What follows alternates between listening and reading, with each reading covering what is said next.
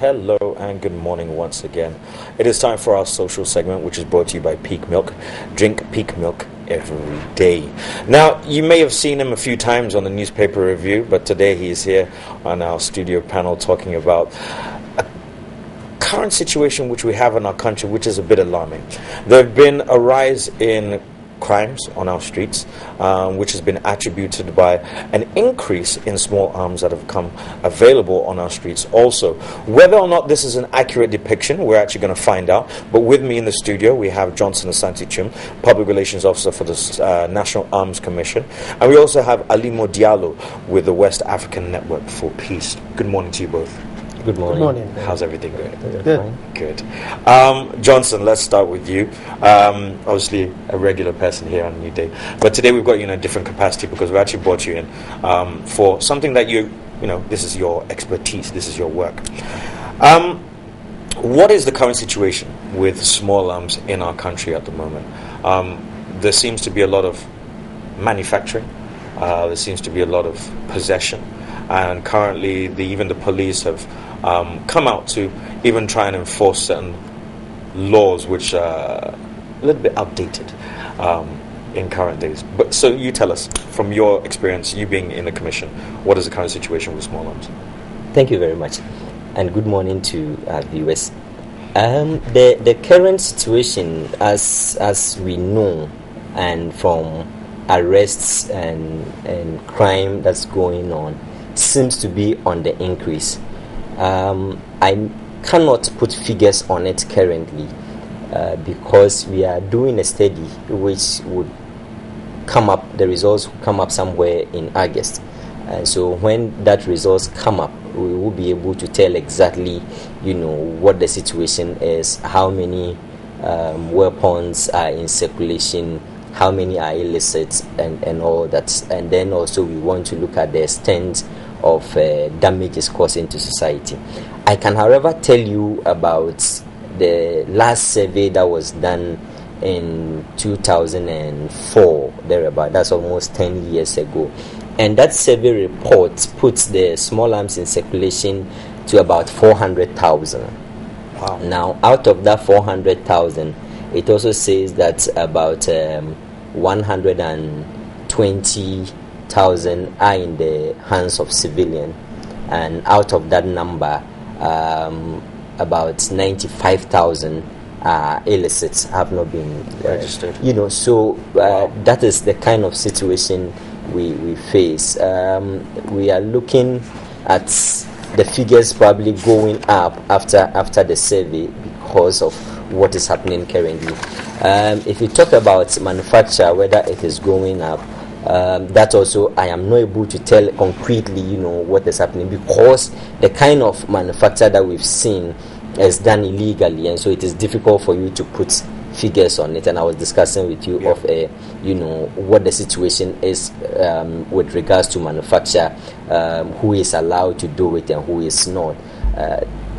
What we are also doing is to review the law to properly rein in those who are doing it illegally. As it is now, the law doesn't allow, it is not that it doesn't even allow, but there's a provision in the law that allows people to apply if you so want to manufacture. However, the law doesn't give the Minister of Interior, who is the authorizing person, any guidelines what to do in terms of standard specification, warehousing, what to look out for. And so it's kind of vague. That makes it very difficult for anybody, to get such a license to manufacture. So as we said, since 1962 to date, nobody has been granted the permit to manufacture arms in this country, but people are doing it illegally. And so, as it is with any illegal trade, it will be difficult for you to put your hands on it and say, these are the numbers, these are the figures. What the police have been able to tell us is that of all the weapons retrieved from crime scene, 80% of them are locally manufactured weapons. And so that gives you a certain understanding of the people patronizing these local artisanal and illicit trade that is going on underground. So it means that a lot of them are in the hands of criminals who are using it to terrorize, law-abiding citizens. Okay. Alim, I want to come and ask you now, obviously looking at from a West African angle, what are some of the concerns that you have? Obviously, you may have some, or you have got some, because you're in conjunction with the Small Arms Commission at the moment. So if you could just elaborate on those for us. The concerns, when you look at it from the sub-regional perspective, is that there is increasing flow of small arms and light weapons because of the porosity of the borders in West Africa, and as a result also of the destabilization of the Gaddafi regime, and like weapon stockpiles in Libya was free for all to grab, and now that is affecting West Africa seriously. If you look at what happened in the Sahel belt, especially in Mali, the rebellion was greatly engineered by the weapons they were able to get from Libya, and that is also fueling the extremist activities in Nigeria, and which is a major threat for the entire West African sub-region. If you also look at the history of West Africa as it regards to the civil wars in Liberia, in Sierra Leone, and in Cote d'Ivoire, even though in Liberia and in Sierra Leone the DDR programs were implemented, but largely some of the weapons were not collected. So these are also in circulation.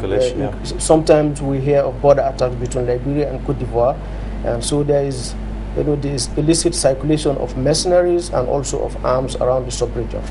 And if you look at the capacity also to monitor and identify and record these weapons in West Africa, it is very limited. We do not have metal detectors. Our borders are very porous, and we do not have the statistics. So where do you start from? So it becomes a major issue as it relates to human rights violations, because those who are carrying the guns are using it to terrorize people. It tilts the power balance in favor of them against the people who are being victimized. Indeed. So it's a major source of concern as it relates to peace and security in West Africa. Okay. Johnson, in regards to licensing of small arms in Ghana, who's responsible for that, and what are some of the processes that you need to go through in order to be able to obtain a license? Currently, it is the Ghana Police Service that is responsible for registration of arms for civilians. And if you go to any police station, you have the firearms units that's attached to police station, and so they do the registration and then report to the CID headquarters. Now the processes, as you asked, one, first of all, will have to be 18 years and above. You need to be mentally sound and also be physically fit to handle the kind of weapon you require. The law says you have to be of good character, and then you also have to be somebody who has the means to purchase the weapon you so require. And then you also have to have a reasonable place, safe place to keep that weapon. And so once you go through this process with the police, they will give you a permit. That permit is valid for 6 months for you to purchase the weapon.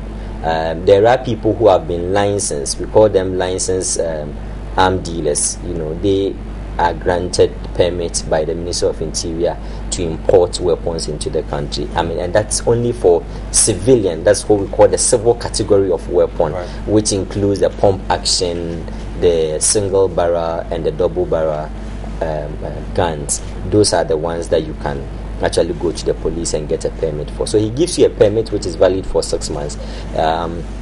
You go to the licensed arm dealer, produce your permit, and then he now open his warehouse for you to choose the one you are.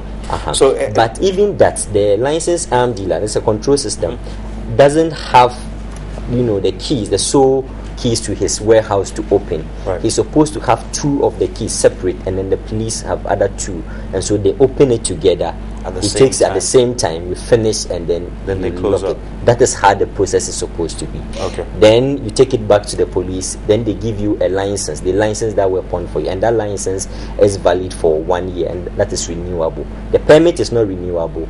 After 6 months, it expires. You need to go back, and if you are not able to purchase it, you go back and go through the process all over before you can acquire the weapon. So that is the process as it is now.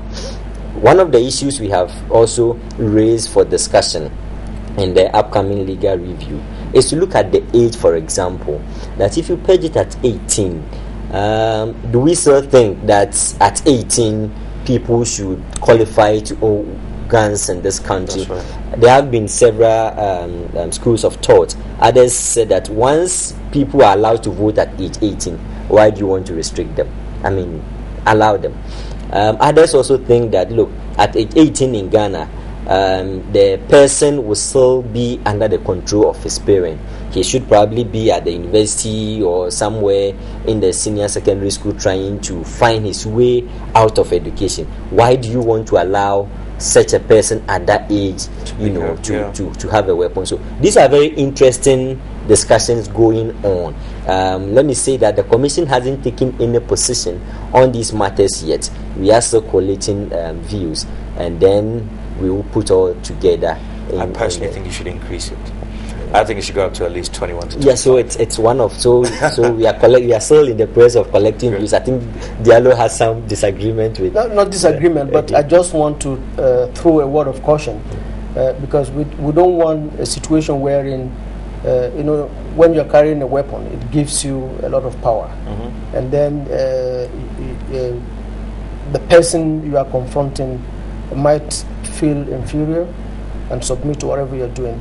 So if we're not careful and we allow the possession of guns to be attractive, then you see people rushing in to get their own stockpiles, and it will be increasing the race for the control of arms. And if you look at what happens in the US now, it is a major issue. So we also have to discourage people from owning a gun. How do we rely on the police and the military to keep us safe? To keep us safe, and we work with the community so that they can rely on the services that are provided by the police, who are trained professionals to handle and use firearms. I think it is also something we need to factor in this debate. I perfectly agree with him. One of the issues that we also discussing is whether or not there should be a geographical limitation to your weapon, so that if you registered your weapon in Accra, then your weapon is only used in Accra and you can't carry it out. So these are all very interesting discussions going on, whether or not this should be implemented in Ghana, because it's done elsewhere. In fact, somewhere in Brazil, if you say it is for protection of your farm, they allow you to only keep it on your farm. Yes. And so that is what that makes a lot of sense. I mean, that's what you acquired the weapon for, so you keep it on your farm. If it's for self-protection, that's quite debatable, because people said, if you say self-protection, how do you limit self-protection to my house?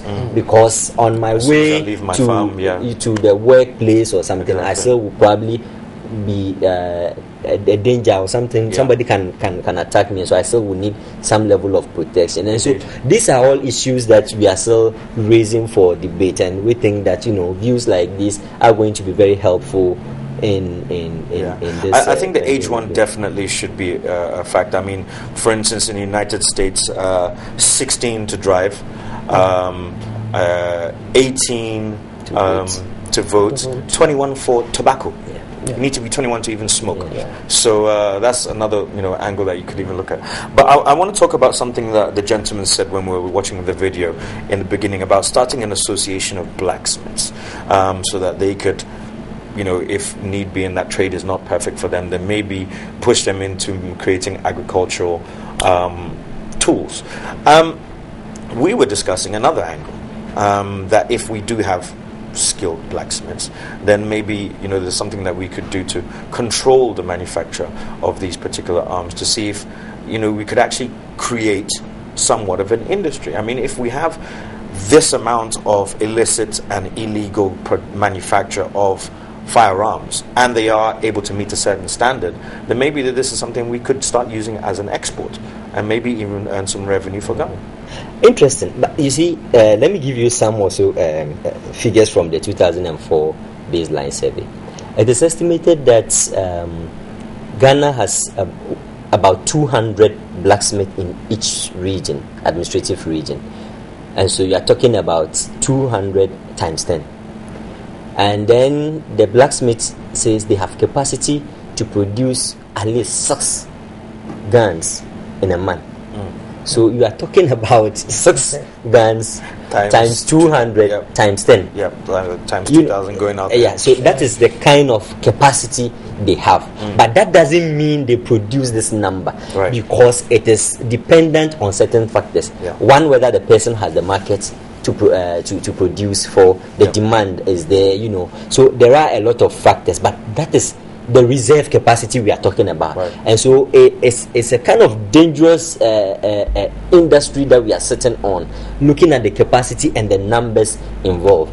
Now, coming back to your question, yes, we have started this kind of dialogue with the blacksmith, and in fact they have association in some of the regions. We've not been able to do it in all the regions. They themselves seem to agree that, look, we need to do this. A place like Yendi, about 2 years ago, not only Yendi and Tamale, with the help of UNDP, were able to get them to form the association, take them to a training base for them to be trained. They were brought to Kumasi for them to look at how other things are manufactured using modern technology, and they seem to have embraced it so well, but they need the support to purchase the equipment to do it. That is being used as a pilot, for this whole exercise. But again, what is the motivation and incentive in getting them, when off gun manufacture into other items that we talked about? We need to support this kind of industry, and like somebody said yesterday, the state has the biggest purchasing power, and if the state decide to use its purchasing power to support these people in terms of not just getting them into the trade but purchasing from them, then you encourage them to start on a very sound footing. Because look, if we say that every hospital should purchase their hospital beds and drip stand from these people we are so identifying and putting into groups to manufacture, I tell you, you can imagine the number. Very true. Then it's encouraging people to go into it. Now, can we help them export into our neighboring countries? If we can, why won't the Ministry of Trade lead this kind of adventure? Yeah. So once you do it, the demand now increases, and once demand goes up, it means prices are going to increase, and that will remain an attractive venture for them to come in. Now let me look at the other side of the argument. Why do you want to discourage them so that they can produce, and then we will have an armed industry in Ghana? Along the same argument, you can also be exporting.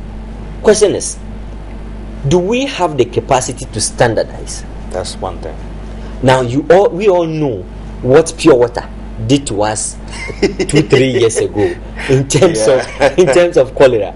Meanwhile, we have Standards Authority, we have Food and Drugs Authority in this country. Yeah. That is not to underestimate or to undermine their authority anyway, but it tells you, the kinds of systems that are in place to regulate. First of all, we do not have a proper identification system to so even identify the people who are into this. And where they live. Have they been properly registered and where they live? So it's going to take us some time. Yes. But the other leg of the argument is that when Japan started manufacturing vehicles and sound system, nobody wanted to purchase from them. It was called Japu Japu in those times. Yeah.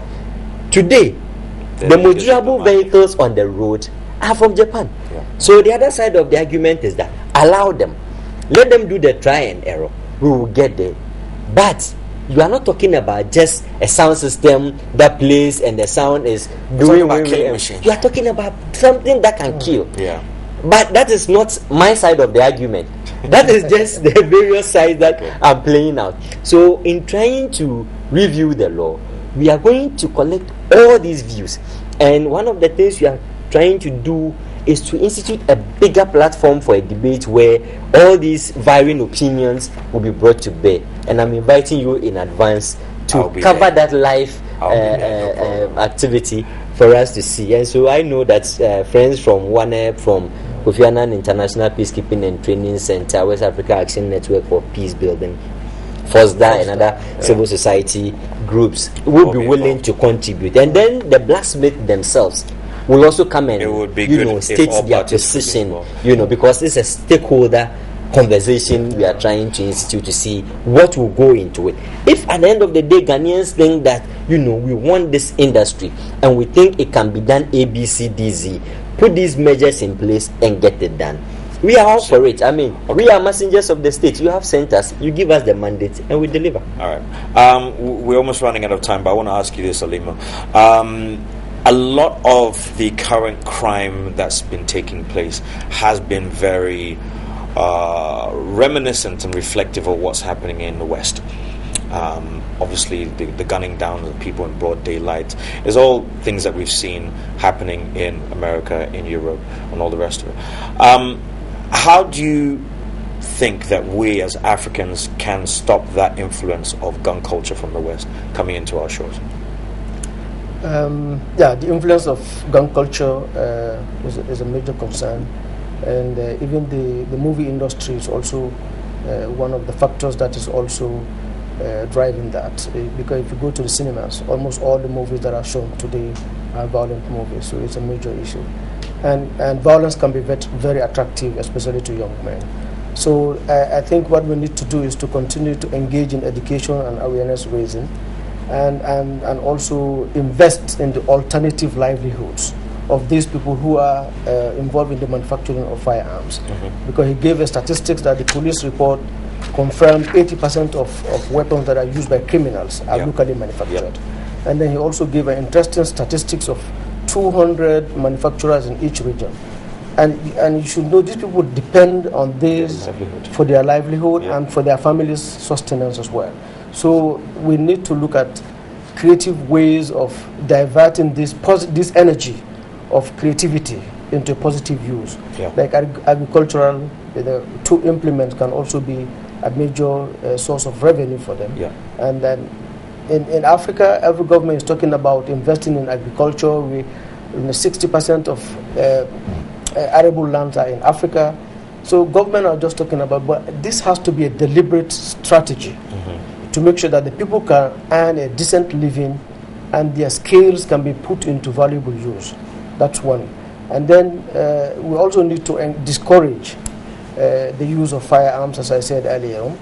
And by working with the communities to also identify and encourage them to voluntarily hand in all illegal weapons so that they can get maybe a development project in exchange, like arms for development.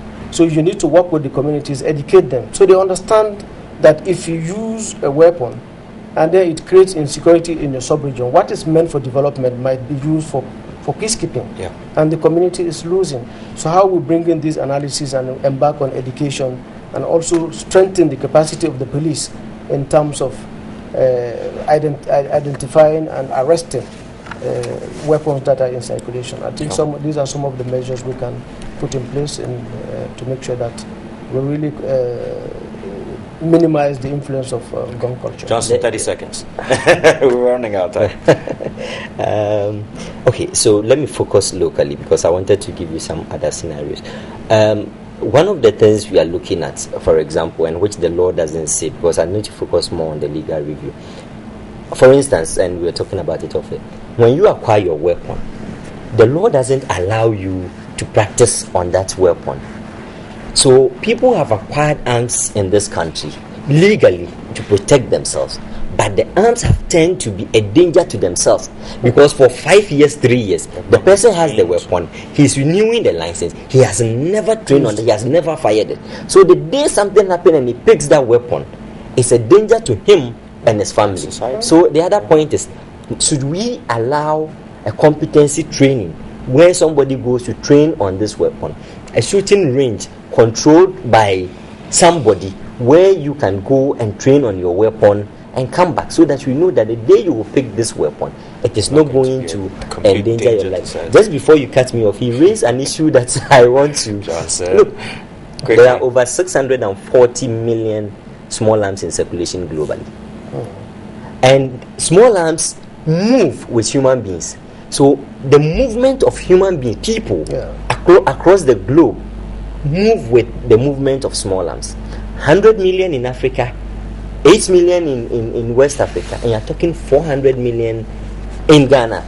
Now, look at the movement from Libya through northern Mali, Mauritania, and those places, and now to Ghana. You ask yourself, everybody says our borders are porous. How do we stop this movement as people move? Okay. In ECOWAS, Johnson, people are allowed to move freely. When they move in, what do they come up with? We need to fortify the borders in terms of, building the capacity of our security agencies to so determine, competently who is carrying what's into our country. Thank you very much, Johnson. Unfortunately, I'm going to have to cut you off here because we have run out of time. Johnson likes doing this, by the way, so don't worry. I mean, it's a usual thing for him. But beware, I mean, if you are out there and you are actually in possession of an illegal firearm, note that right now this could actually land you life imprisonment. So ensure that whatever you're doing, you are doing it legally. And for the rest of you who are out there manufacturing guns, please try and prohibit that, because obviously it's becoming a danger to our nation.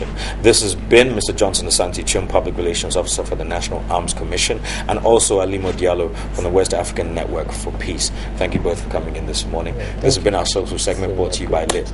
Peak Milk. Drink Peak every day. We'll be back in a second. My designation.